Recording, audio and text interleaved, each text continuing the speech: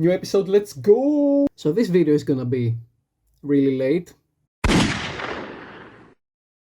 It's been 2 weeks since I uploaded the previous episode and I am just now sitting to record. And you might be wondering, what the hell were you doing these past 2 weeks? Well...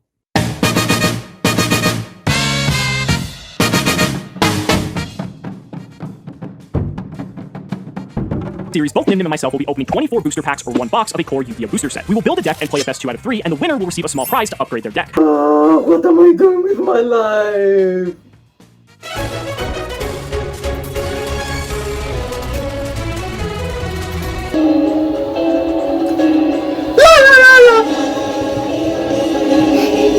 You know, God seems kind of fun. I think I'm gonna build a deck around that.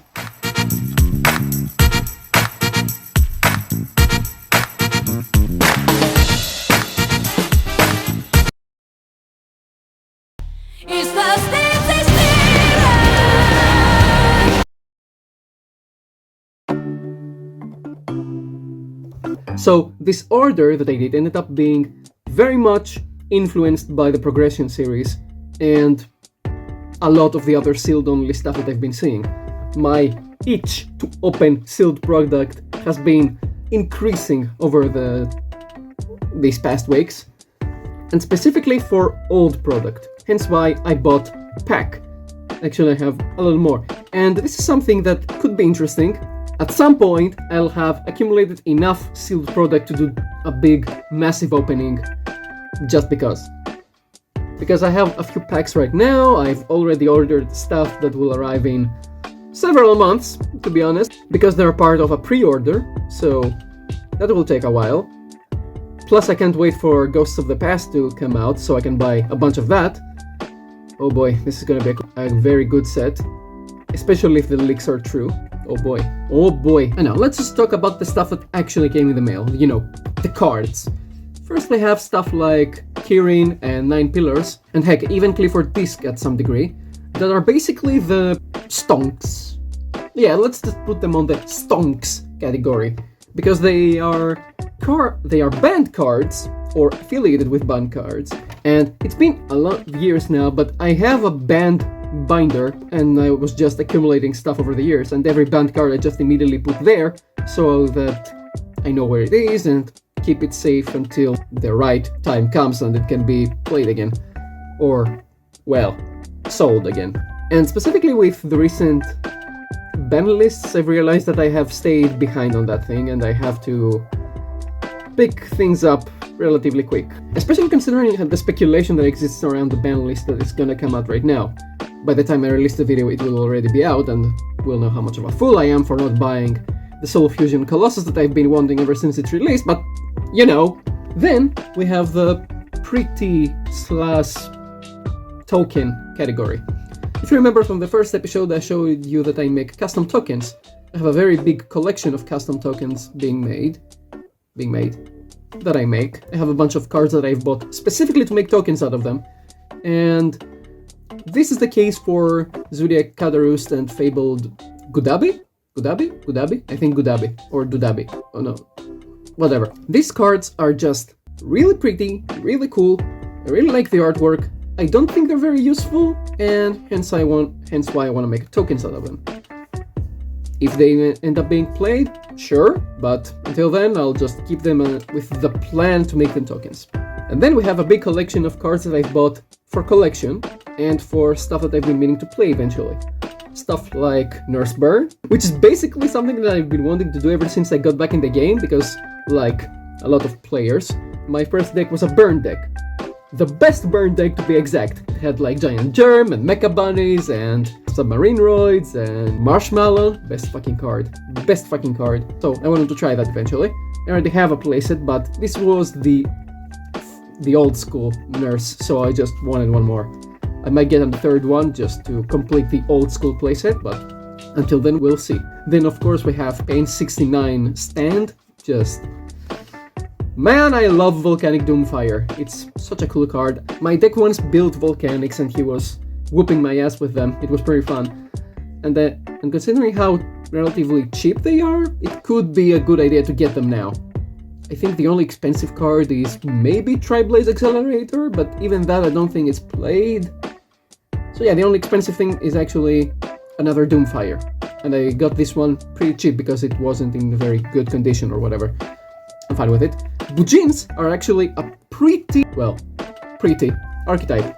And I've been slowly collecting them over the years. I want to eventually have them all, just for collection's sake, especially now with the new support being released in Lightning Overdrive.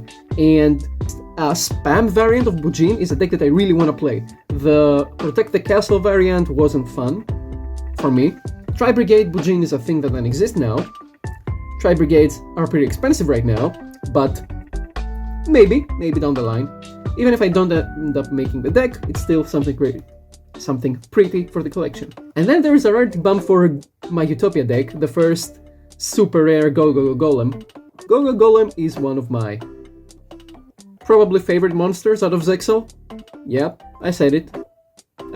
Yeah, now with Lightning Overdrive, I am seriously considering making a Utopia deck. Hope it's good. Then we have Trapped Mermello, because I've been needing one to complete a golden playset.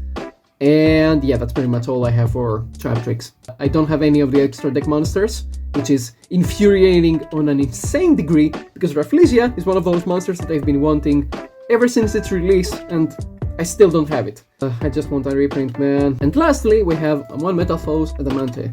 So, one of my absolutely favorite decks that I got to play online a lot, but I never actually built IRL, and it infuriates me, was Metal Foes. And I mean Metal Foes. 3 of everything, 3 Gofu, and just make Ultimaya Zolkin. And then spam dragons. It's And I specifically made the build with Guiding Ariadne, making it full of counter traps as well. And it was one of my absolutely favorite decks. I love this deck. It had so many things that I love. It was a fusion-based deck because I love fusions. It was a control deck due to Guiding Ariadne, and you played the Crimson Dragon, which meant that you could just summon a bunch of strong monsters to protect and negate and stuff. You know, stuff like Void Ogre Dragon or Crystal Wing, even though I didn't have Crystal Wing back then, but you know, it was such a cool deck, and I really hope that I can play something like that in the future. So, you know, because I don't think I made myself very clear with the whole thing, basically, with this, we can see all the wrong ways in which I spend money on this game. I spend money on banned cards that might see play in the future. I spend money on pretty cards to make tokens out of them, and I spend money on stuff that I want to play or just have as a collection, and I might never end up making them, which is unfortunately part of the game. One of the coolest and, well, important stuff with this game is to just have everything ready for whenever you might need it. Hence why it's so cool to just see a binder full of staples and be like, oh man, I can just play whatever I want now, let's fucking go. It's not always easy, but it is what it is, I guess. And then there's the urge to just open sealed product, spend money on sealed product just to open it, which is, as you know, not very optimal. Buy the singles, kids. It's better. It's better. Unfortunately. Leave the idiots like me spend money on sealed product. Yep.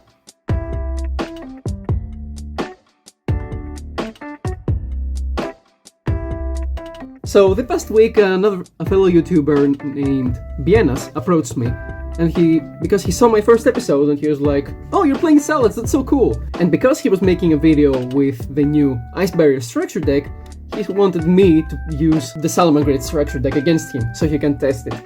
It was honestly one of the most interesting games I've played, because it really showed me a lot of the possibilities in the other Salamangreat cards, you know, the ones that don't see play anymore. Number 1, Mir is really, really cool, considering it's basically a free special summon if you search it. That's amazing. Also, another cool card is Raccoon, which can potentially protect your monsters, but it never came up. And after so long of knowing the existence of this card, I ended up actually playing Bison. Oh my god, Bison is such a cool card. It's so funny as a card, all around, because he works like another Pot of Avarice, basically, just shuffle stuff from the grave back in the deck, and then just make other plays.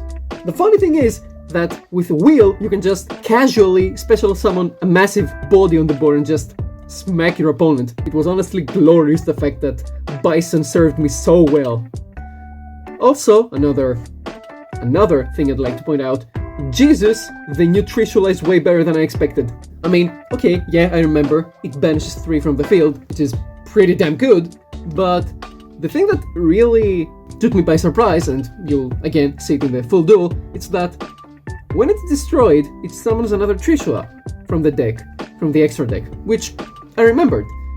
What I didn't remember is that it also negates all your effects and also halves all your monster's attack. What? So it's basically like a massive lost wind?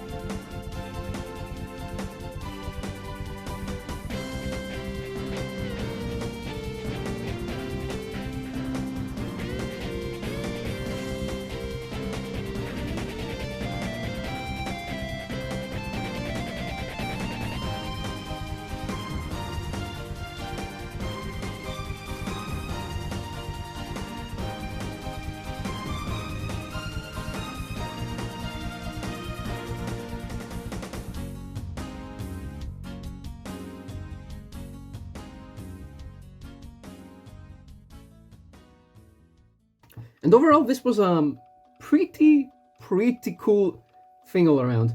It really showed me Salad from a different perspective, which I think I needed. Because not only I ended up using a lot of the stuff that I wouldn't normally use, like Bison or Mir, and exactly because we don't have Sunlight Wolf, the plays are completely different right now. The main thing that you have to do with the deck now is going to Hitleo, which is a card that I personally really liked and have never been able to incorporate in the deck ever since I firstly started testing it, which was like in October or November. It's a card that I personally find pretty good and a very good OTK enabler, but it's just not enough. Like, he was the absolute MVP for these games. I mean, he was my boss monster. Hey, it was the Soul Burner structure deck, so of course you had to play with his ace. Understandable, have a nice day. But the way my deck is built right now, I don't have any room for him. I don't know. As more time passes, I really keep considering to remove my Paraphoenix, but I see no reason to. I have nothing actually better to put in. The way I say it right now, I'm sure you can give me some better recommendations in the comments. And that was definitely demonstrated a lot more in the other games that we had, where I used my actual deck and he used his sealed only deck. This one I will actually talk a little bit about. This is a good card. You know what else is a good card?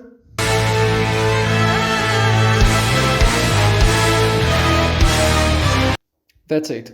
That's the commentary. I want to give massive shout out and thanks to Bienas. Check him out. He was also one of my first subscribers, so thank you, man, for that. Really cool. And hopefully we can do this again at some point. It will be fun. Now this is something a little less Yu-Gi-Oh related. So, a couple of weeks ago when I was marathoning training card games, his sealed only Dragonity, in my neighborhood happened something completely irregular. It snowed. And a lot of you are looking at me like, fucking casual. But I need you to understand, where I live, it never snows. And even if it snows, it never snows enough for it to, just stay on the ground and give us the awesome snow feeling. That actually happened this time. And I think the last time that happened was like 10 years ago. I was a child the last time that happened, and it was amazing. Like, I have a bunch of footage from that, and it was honestly one of the most unique moments, especially considering the past 2 years we've been living. It was a very unique experience, and I find it especially interesting because